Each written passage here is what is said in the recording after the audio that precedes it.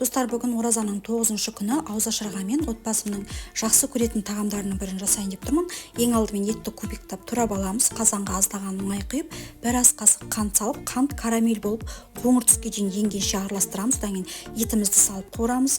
Одан кейін пиязды салып қуырамыз. Сосын ұзынша етіп туралған сәбізімізді салып жұмсарғанша қуырып аламыз. Тәтті бұрышты да үлкендеу етіп тураймыз да, оны да қуырып алатын боламыз. Енді дәміне қарай тұз, лабыр жапырағын саламыз. Мен ұнтақталған имбир мен горчица дәнін қостым. Сізде болмаса қоспай-ақ қойсаңыздар болады. Керек мөлшердегі күрішімізді жуып тазалап аламыз. Қуырылып жатқан етіміздің үстіне су құямыз, және де қайнағаннан кейін картоптарды кубиктап турап салатын боламыз. Табамызға аздаған май құйып, күрішімізді қуырып алатын боламыз. Қуырылған күрішіміздің үстіне су құйып, баяу отта пісіріп аламыз. Осы уақытта біздің картопымыз екеуі бірге пісетін болады. Дайын болған тағамды осылай әдемілеп ұсынуға болады. Күріш өте шашырап тұратын болады. Жанына подливын құйып дастарханға ұсынасыз. Ұстаған оразаларыңыз қабыл болсын. Рамазаннан Рамазанға жете берейік.